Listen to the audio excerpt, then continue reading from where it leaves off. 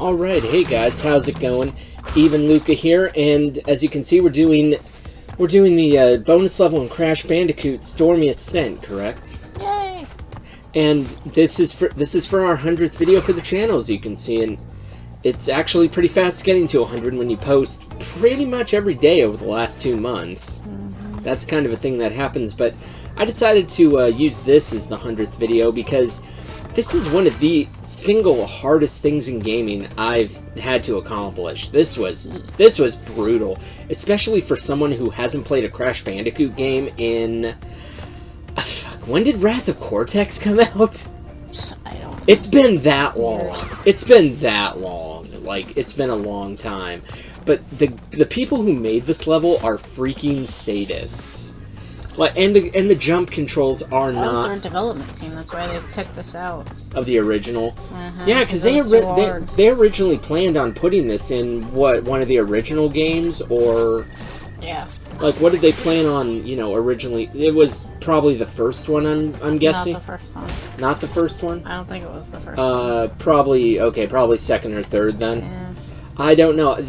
Like, when this level was first introduced in the re-release, this is the first time this is the first I'd heard of it. Like, I knew nothing about this, but I had to try it because I love challenges in gaming. I mean, we've seen that from, you know, a lot of the crazy shit I've done, like... For other people tell me they made it just for this one. Oh, they... Just for the re-release of Crash Bandicoot. This was specially designed. Oh, for the re-release? Yeah. Oh, okay. That's the other side I heard. So basically, I mean, basically, it's just fucking hard. Yeah, so this level could have been in the original, or it could have just been made specifically for this. Okay, I mean, there's no really telling what side of that's true and what's not. But anyway you look at it, like you said, this level is brutally hard. Like, it took me... Surprisingly, I beat it as fast as I did. That's the thing, and I believe this is, like, this video is, like, gonna be, I think, the successful run. I think it only took me about, I want to say, like, 3 hours to do this, which is not terribly bad. I mean, for one level, that's a long time, but... But, you know, for the... You know, but it's still an insanely hard level, and like I said, for a guy who's not good at Crash, not good with the, you know, jump mechanics, I've beaten 2 Crash games, though Crash Bash doesn't count, but the controls are just, the controls feel like either too stiff or too slippery at times. Like this part, it's really, you have to have precision, like you can't fuck anything up. That's the thing, you can't fuck anything like that.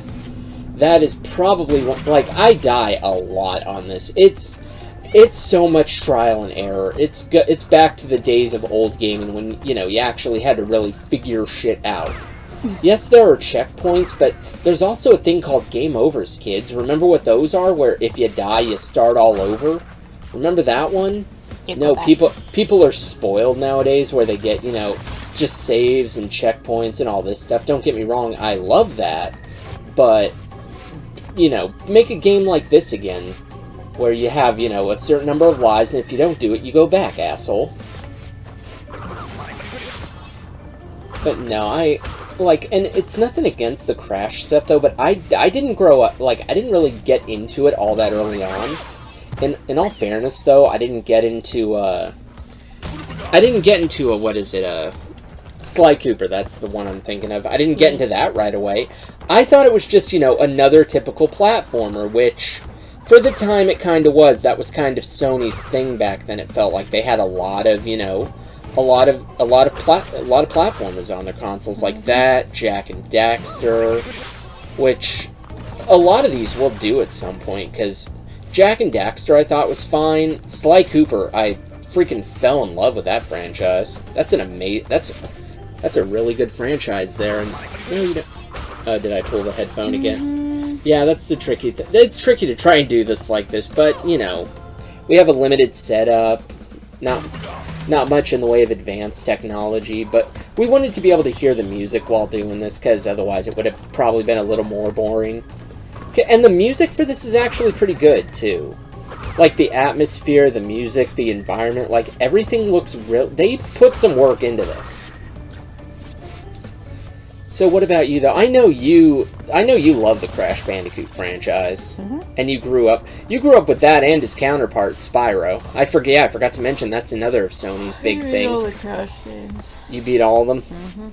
Like, what was your favorite? If there was any, real difference between between any of them? The first one. Why is that? Because it took me till I was 13 to beat it. And damn, and when did you get it though? Like, it came out, I want to say in 95, so you were like 4 at that point, so...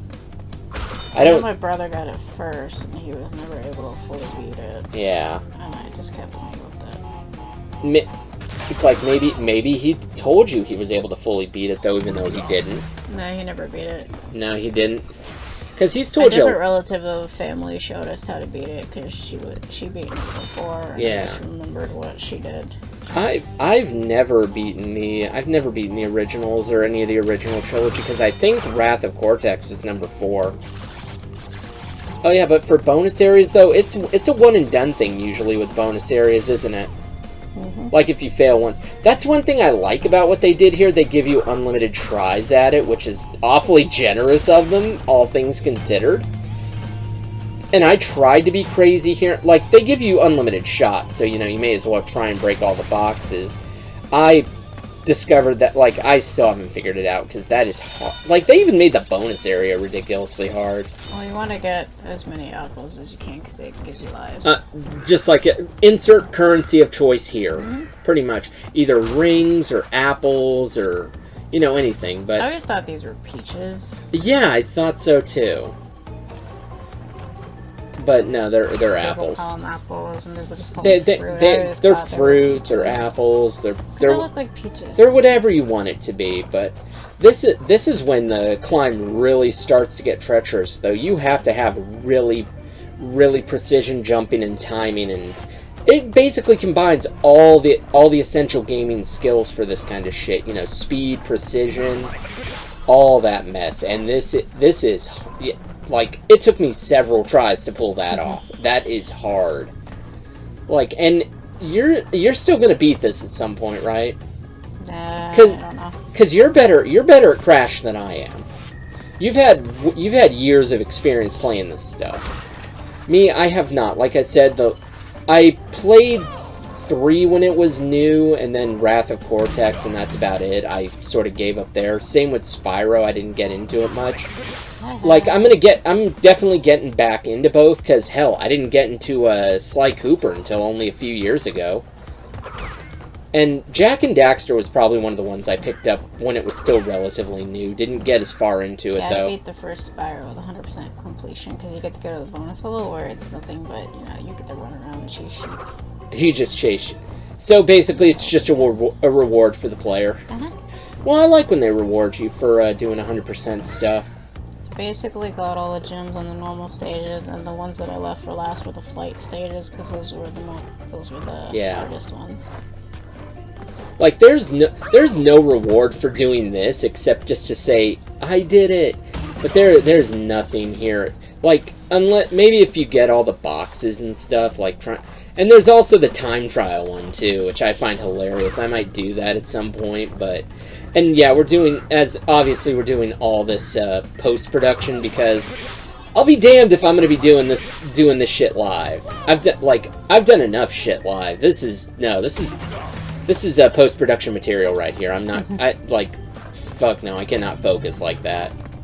Because when I was playing this, I was pretty much I was zoned in at that point. Like I was. Einhander all over again. I will beat it. Oh god, yeah, it's Einhander all over again. Shoot, I'm sure we'll do that at some point once I get good at it again, because I haven't touched that game in like a year. I played it for a weekend and then haven't touched it for a year. That's how it works. And oh my god, that is just trickiness right there. Like, I eventually figured out the pattern, but the fact that they put the checkpoint so far back too, and I think, if I'm not mistaken, I could be, we'll find out, but I think that could be the There we go, right into the spikes. Essentially, once you get down there, it's over. You can't jump back up yet. No double jumping. I wish there was double jumping. That'd be nice. But I may have even failed on this round. I know at the end we'll definitely have a successful piece, because why would I just put nothing but failures up there? But no, like, I did Battletoads live like a couple of months ago. That's enough. Like, that's it. Like, I'm amazed, and I almost messed that one up. Because it's harder to do these games while, you know, like, I guess there's a game over, and that's terrible. Are you sure you want to retry? No, not really. It's the evil mask. Oh, God. Yeah. Boy, I held on that screen for a while, though. Yeah. But... yeah, he's definitely, you know, your antithesis in every game, except for maybe Twin Sanity. I think there's like birds in that one. Like, it's weird. The game. Hi, how you doing? Have you seen my logo? He's just like, hey. I like how they put "you're gonna need it" as a disclaimer. That's all that the hint is. You're just gonna need good luck. That's all that it is a combination of luck and mostly luck and a little bit of skill. For me, it definitely felt mostly luck. It's just how all the pieces lined up. At least for these enemies, though, they have, you know, simple patterns, which is fine. If they got more complex than that, then we'd have a problem. Like, I thought they'd actually throw their shit at me, but no, they're just gonna throw it in an arc in the one spot. And for bonus areas in the other game, though, do you need those heads to open it up, or no? Yeah. And who is that character, though? One of Cortex's rivals. It's a rival doctor. Oh, it's a rival. I believe it was in the third game. I thought it. Oh, I think was that Warped? Because yeah, I think I might know who you're talking about now. Like I said, I'm not as familiar with the whole franchise. Like, I know, you know, main character, main villain, like his sister. That's... well, like, in the first one, you had to collect 3 female Bandicoot heads. Oh, okay. They always joked that it was Bandicoot's mom, because it was just, you know... oh, that's funny. It was like a, you know, Bandicoot pin-up character, so oh, I that's... just thought it was his mom. That's terrible. Was the joke. What the hell? Gotta get 3 moms. Gotta get 3 moms. I actually haven't seen that. I'll have to go back and look at that, because that's funny. And other people told me that's supposed to be his sister. Yeah, that's what I... but his sister's face doesn't match up with it doesn't? No. Okay, because yeah, I haven't seen it. Was his mom, just it's like a different Bandicoot. That's funny. Although, would Crash have a mom, or no?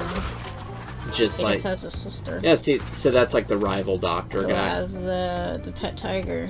Oh, that guy has a pet tiger. Huh?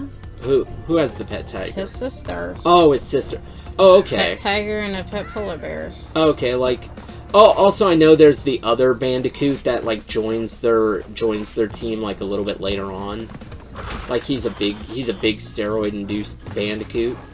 Yeah. That Cortex tries in, because I don't know if you played the 4th game.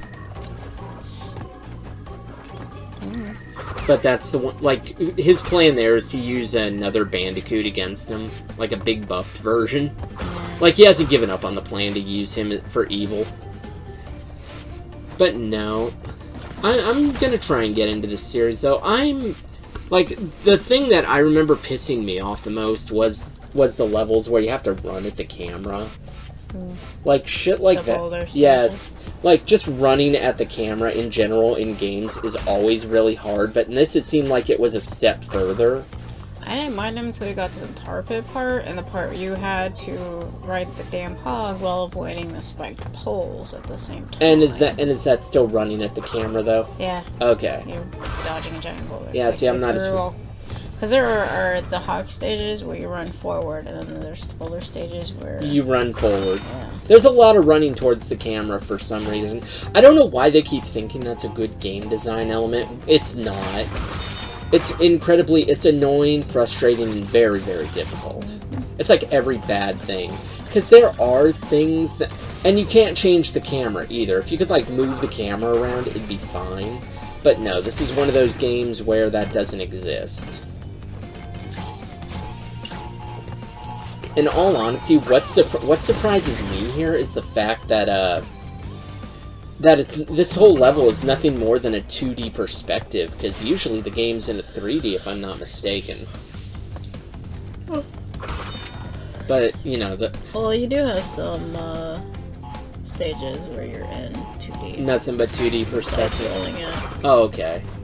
Because I'm mostly familiar with the 3D stuff. I didn't, you know. Well, like the first game and the second one. Oh, there's some 2D. Levels where it's just a flat 2D screen. Because I know. Ones you're in 3D. Because I think in Wrath of Gore-Tex it was nothing but 3D perspective. Like I said, I haven't played a Crash game before this in about... No, because the underwater stages are 2D. Oh, but I haven't played a Crash game Crash since before. has variety. Yeah, I think it's been like 15 years since I'd played a Crash game, so... Because, yeah, well, except for maybe Crash Bash, but again, that doesn't really count as much because it's nothing but mini-games.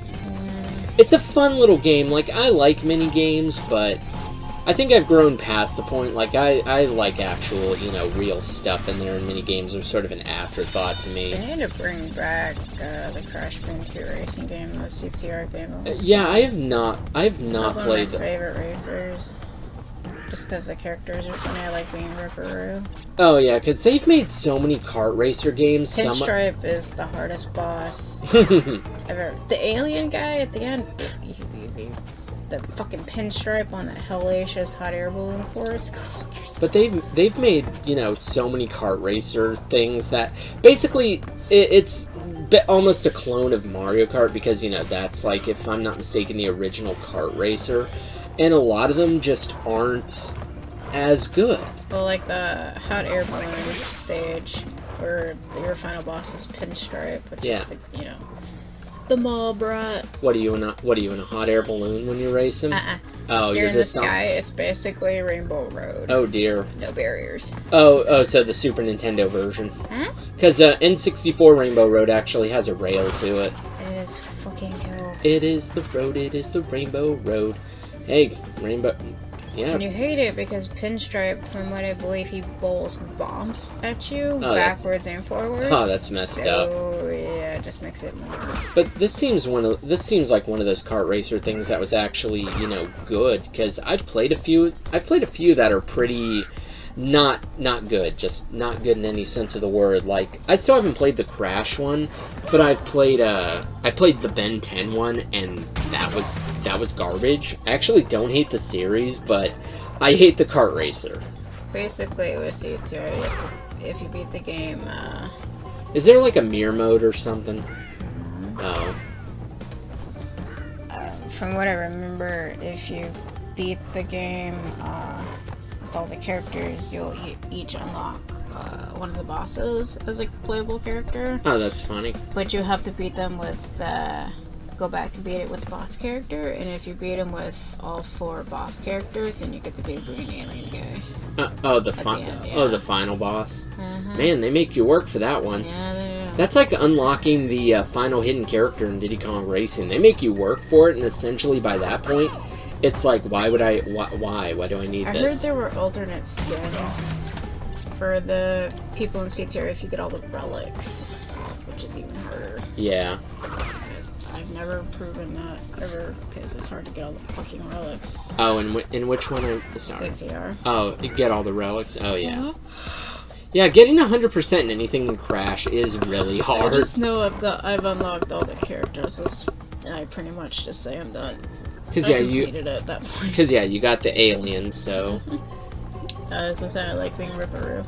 Does being the alien even benefit you in any way? Like any bonus? You get like, are you faster? Or do you get bonus? Before the race starts, within 3 seconds, you actually go within 2 seconds. So you. Wow, get further ahead. That's cheap. Yeah. That's beyond cheap. Like, at least with Diddy Kong Racing, they don't pull that kind of bullshit. It's a case of, though, that character is pretty much unstoppable, so it doesn't matter. They could have a head start. Well, when you're fighting him as a boss, he does that. He cheats. He goes first. Yeah. And he chucks all the weapons at you. Oh, that sucks. Forwards and backwards, so. at the same time, you're on the Alien and Zero space track, so... Ooh.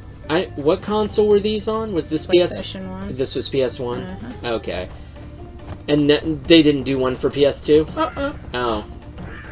I never brought it back, which I think they should, because it's good. Yeah. Oh, yeah. It sounds like it. You should play it. At least, yeah, I probably will at some point.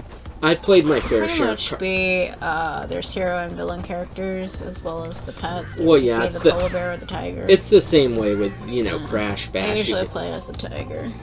Because Crash Bash, you got to be, hero and villain characters, too. So, which is cool. Like, there's the crocodile with the flamethrower, there's Spike.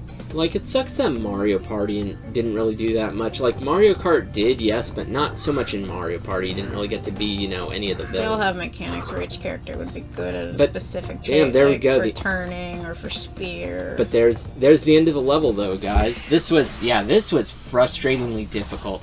I missed boxes, but you know what? Screw you. I still beat the level, but that's it for this one. So 100 videos down, and we hope that you are here for the next 100. Until then, as always, thank you for watching.